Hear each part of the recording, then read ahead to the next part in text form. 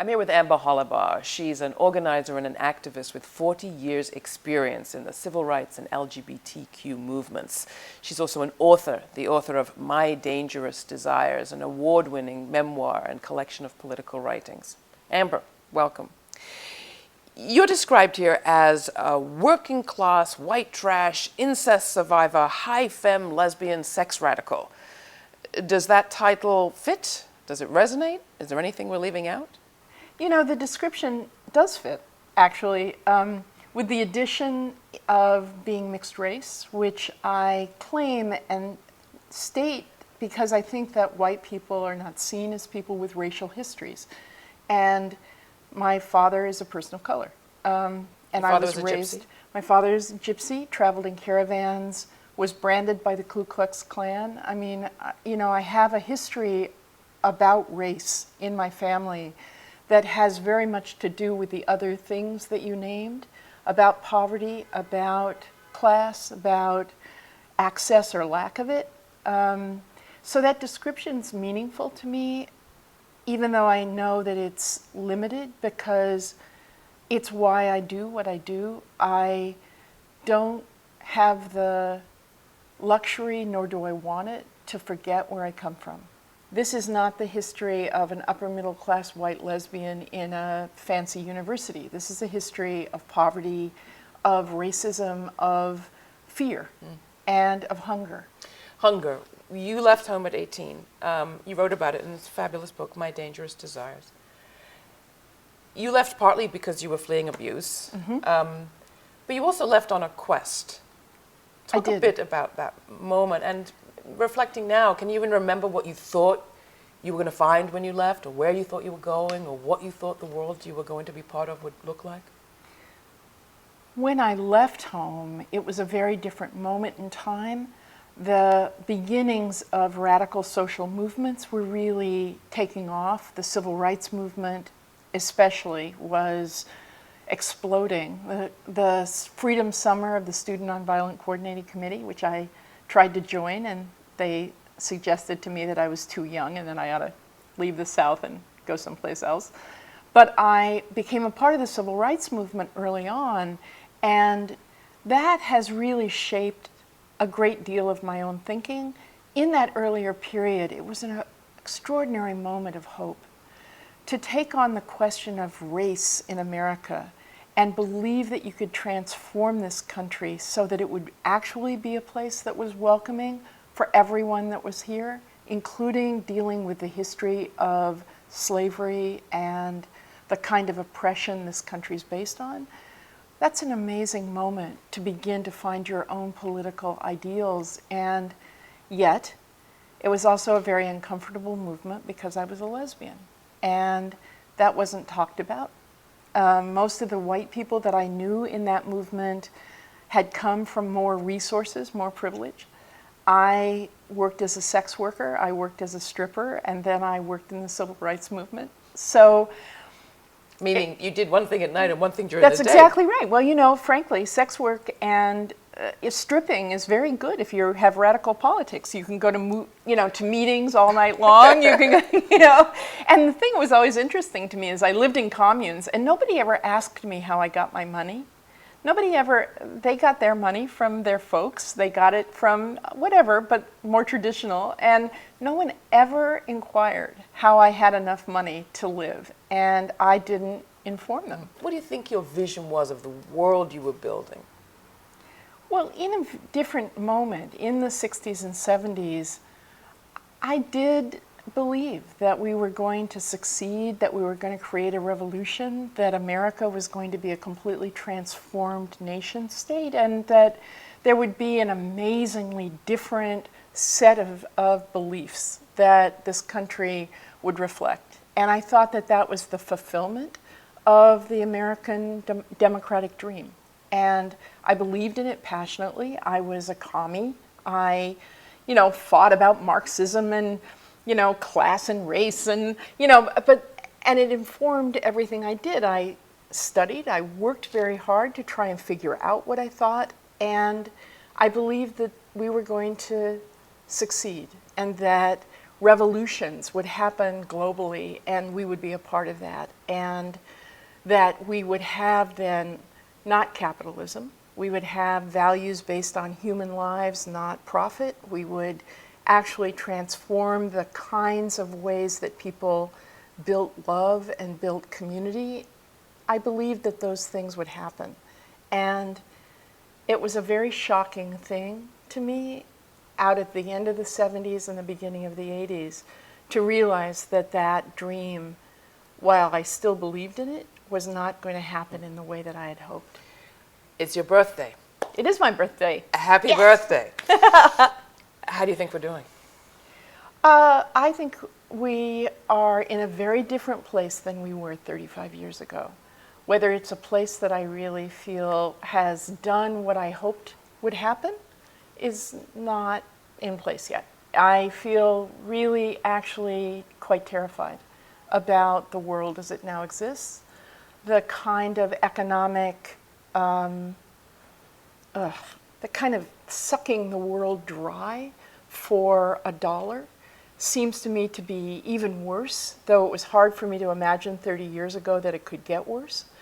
And the idea that bling and profit over human beings is really more and more a credible idea.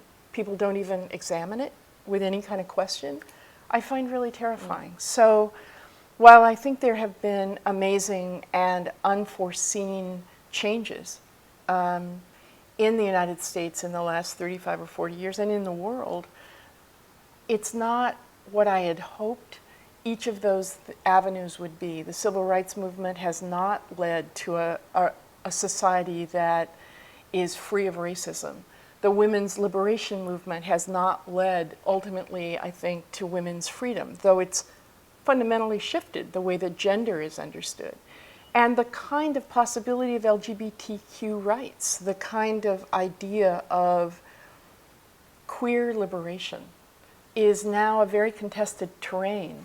Well, let's talk about perhaps the least predicted of those movements, which was the LGBTQ movement. Yeah. A lot of people would look around today and say, you have powerful LGBT organizations, you have the end of Don't Ask, Don't Tell in the military, Right. you have gay marriage in New York and many other states. Right. The New Yorker has 2 women getting married on the cover. Isn't there a lot to be proud of? There is. Being respectful of the extraordinary work that's happened in the last 35 years is not the same thing as it reflecting my values. I'm not sorry that we can now enter the military, and I'm not sorry we can marry. But frankly, I come from a moment in time and a radical vision in time that never made marriage or the military my criteria of success. I didn't want us to have wars, I didn't want us to have armies, and I did not want to register my relationship with the state. So, are those victories? They are. Were they discriminatory? Yes, they were. Were they my idea of what it was that we were trying to build as a liberation movement for queer people? No, it wasn't at all. Do we now fight for the kind of passionate belief that I have about sexuality, about the importance of the erotic, of people actually getting to fulfill desire, not be punished because they have it? No, we're nowhere near close to that. We're dealing with an AIDS epidemic that continues out of control globally and in this country. No, this is not the movement that I am fighting to create. Has it succeeded in places that are very significant? Yeah, it has, and it would be foolish to say that those things don't matter. Is it different to come out now than it was to come out 35 years ago? Sometimes. Talk about the work that you do now. The work that I do now is as the co-director of Queers for Economic Justice with Brandon Lacey Campos as my co-director.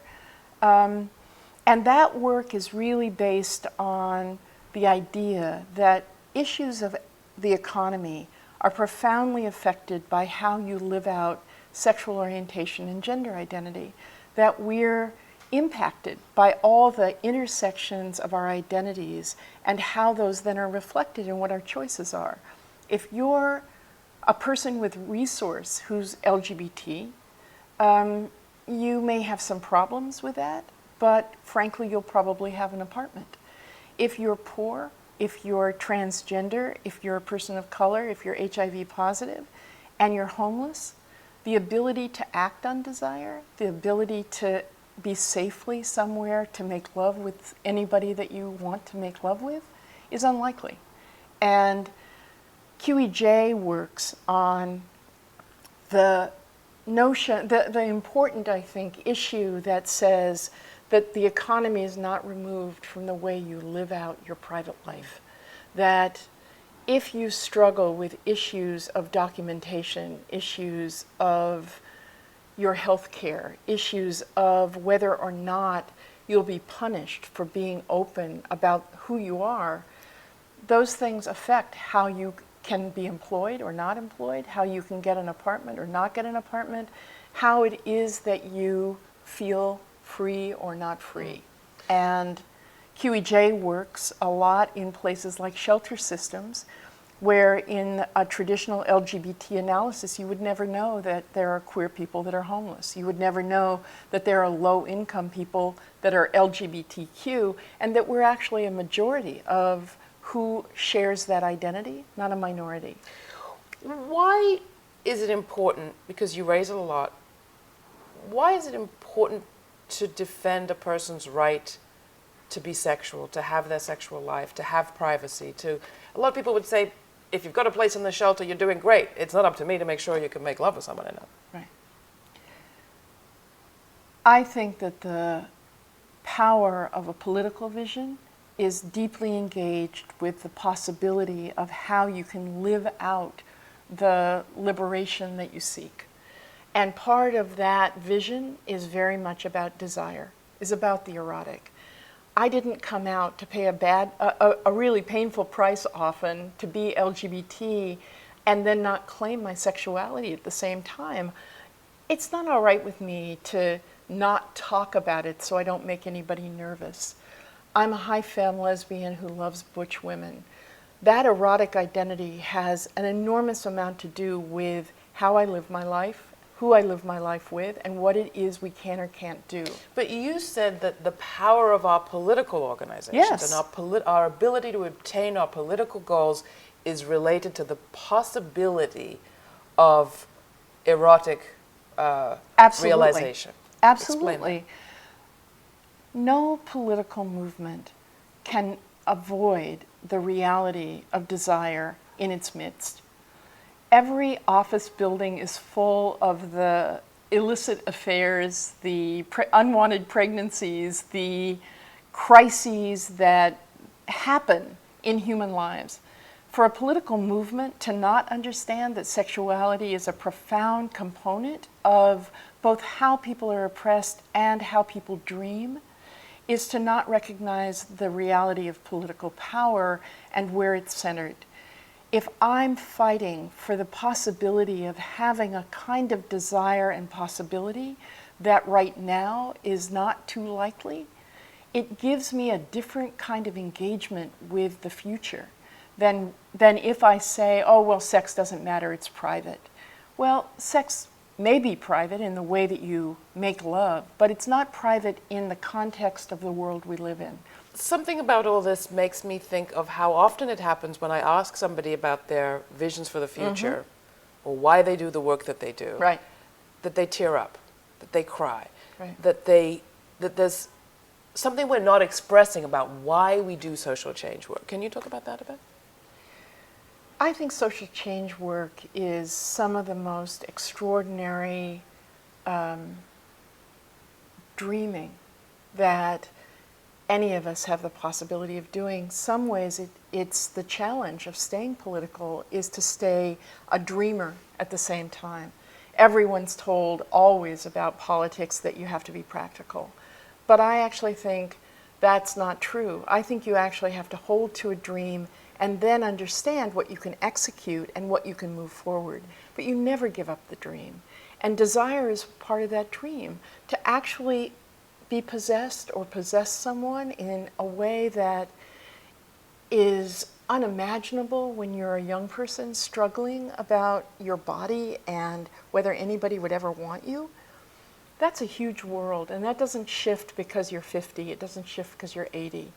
It's a vision of the possibility of claiming the right to dream and imagine an impossible place that you were never allowed to go, but which you want the world to have as a possibility in the future. So it's not a small thing, it's a big thing. And are there applications of that to the equally urgent demands or the needs that we have right now to overhaul our attitude to class, our economy, everything you talked about, squeezing the last cent for every dollar? Yeah, there is no way to imagine a world that is that kind of compelling if you also don't imagine a world where profit doesn't determine the values of whether or not you can afford to live, you can afford to eat, you can afford to take a subway, you can afford to actually have children. If you can't do anything but fight for every single solitary thing, every single solitary day, then the privilege of dreaming becomes something that only a few people have. Talk about your work at QEJ and what you're involved in now, what you've seen, and why you care so much about the organization. QEJ is a really magical organization. I know I've used that word a number of times, but I think it's very difficult in a moment where there's no movement. There are political organizations, but there's no movement really. There's no kind of broad activism, although Occupy certainly has some of that engaged in it. And it's very difficult to find an organization where you engage with the hard issues. You really take on issues like economic justice. You take on issues like HIV status. You take on the question of shelter work and homelessness, and you say, come here, come think with us, come help build a very different alignment of priorities in an LGBTQ imagination. Come and say that economic justice is interwoven and unremovable from a queer identity, and that it shapes it often in ways that you would never ever want to have determined for you. If you do that work, which is what I do day in and day out, you see the number of people that walk in our office every single day who we have to give a Metro card to get back to a shelter because they don't have enough money to take a ride in both ways, who have no food, who have no clothes. I mean, we did things like a butch clothing drive, because in women's shelters, the kind of clothes that women are given to go to job interviews are all girl clothes. Little heels, a little skirt, well, if you're gender nonconforming, you're a lesbian, you're not going to put those clothes on to go to a job interview. So we do very practical things like a clothing drive, but we also do work like a writers group for people in shelter systems that are queer, because people in those systems often don't get the chance to be artists. They don't get the chance to imagine their own words having value. So we try to engage with many of those issues. And then we've started a new initiative called Queer Survival Economies to try and make the recession that we're now in visible as a queer issue. If we can't survive in our queer identities without being profoundly punished, then the price of a recession is that we're killed on the streets, we're not let into shelters, our children have no health insurance. Those are the price of this kind of economy out of control. And that's a queer issue, and it's a primary issue. If you live with almost no work, if you live in a place where there's no labor movement that recognizes you as an LGBT person or defends you in your work site, that doesn't talk about workplace harassment, I mean, those are our issues, and those are not less LGBT than marriage and don't ask, don't tell.